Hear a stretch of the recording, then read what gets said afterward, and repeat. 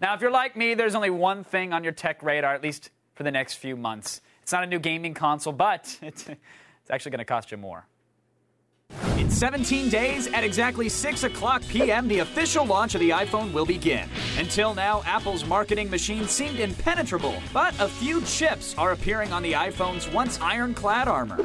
Throughout the blogosphere, tech heads are pointing to potential pitfalls such as battery life, an expensive price tag, a keyboard that requires a learning curve, and AT&T's slow, dated wireless network. Today, Apple is going to reinvent the phone. But most tech experts and journalists predict success for the iPhone, saying it will be heralded for creating a killer cell phone in a marketplace full of dull, standardized phones. But if you want to get one, you might be out of luck until the holiday season. Will you be in line on June 29th, or are you waiting for the second generation? Text me. It's The Loop.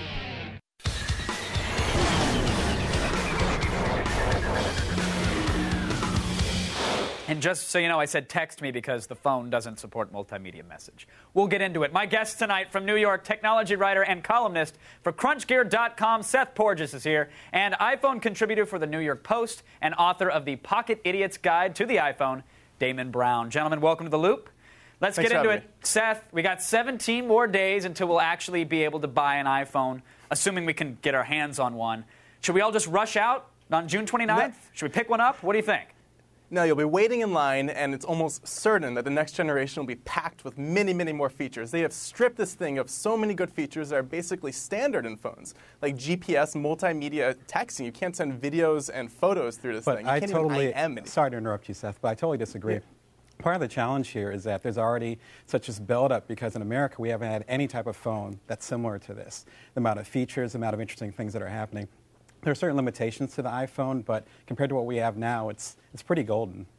Yeah, well, Seth, it seems like for every feature that might be missing, doesn't the iPhone technically have a feature that no other phone has, whether it's the multi-touch or whether it is the touchscreen keyboard or the Safari web browser, the iPhone or the iTunes built in, that kind of stuff?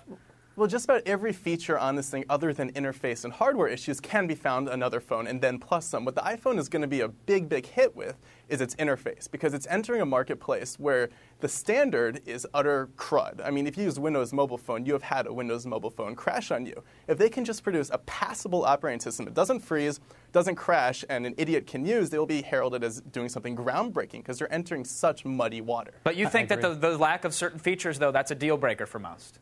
It's not a deal breaker for most people, but it should cause people to wait until the next generation when those features will come in. Because what's going to happen? Well, sorry to interrupt you, but part of the challenge is that, Seth, with this is that it's actually going after the mainstream consumer. It's actually one of the first major devices where the first generation is what people are actually going after. With the iPod, a lot of people waited to the second or third generation before it became a hit. So one of the challenges here, one of the differences is that they're actually going to be mainstream consumers that are interested in this, and it's going to be amazing to them. That's the difference. For tech people like you and I, it might be a little bit different, but for the mainstream consumer, this is going to be a very amazing phone. They're not used to having those types of features packaged in one particular phone that's really easy to grab. But the problem with this thing is it's walking this bizarre middle ground, because on one hand, it can't properly sync up with enterprise service for business email. On the other hand, it can't even do instant messaging. So you're missing out on sort of like the BlackBerry set, but you're also missing out on the IMing Sidekick set. Right. So you have this bizarre middle ground. And the fact that it can't do business email and it can't IM is probably going to make the lack of a real keyboard less noticeable, because there's not going to be as much opportunity to actually use your keyboard. Well, I mean, from some of the research I've done, from the analysts I've talked to and so forth, it's really not an issue as far as them going after the business consumer. It's not really their target market.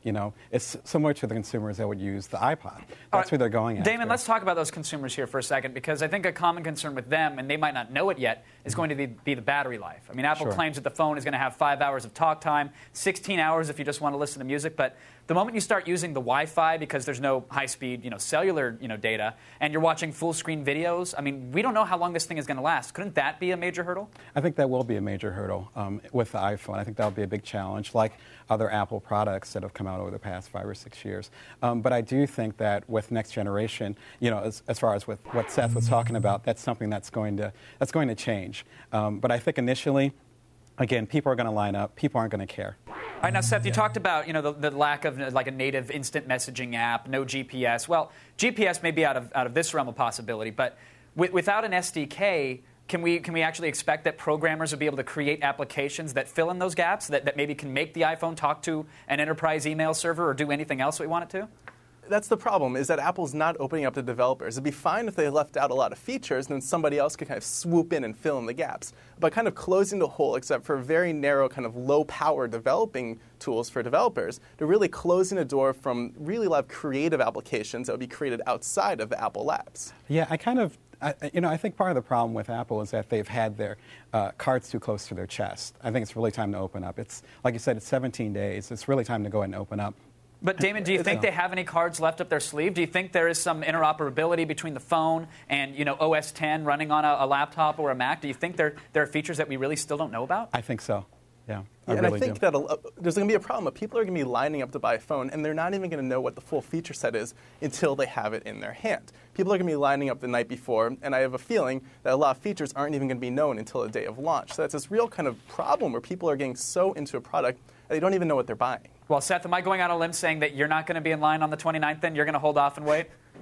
I think that the second generation is just going to kick butt. The first generation is missing GPS, it's missing IM, it's missing MMS, it's missing enterprise support, it's missing so many features that they could easily stick into their 3G network. But it can sense your cheek, Seth, and if you turn it sideways, the internet spins with it. Come on! I mean, part of the I know, it can sense it because of the oil. Well, I mean, for me, it's the Mac makeup. Unfortunately, we're almost out of time. Okay. Damon, final word for you. Do you recommend that people early adopt, or should they hold off, like Seth said? I say go ahead and get it. I mean, it's going to be a fascinating phone. It could have half the features that they announced in January, and we'd still love it. All right, clearly two sides to the iPhone coin, but it turns the internet sideways. I'm totally there. I want to thank my guests, Seth and Damon, for joining me. Thank you. Thanks for keeping us in the loop, guys.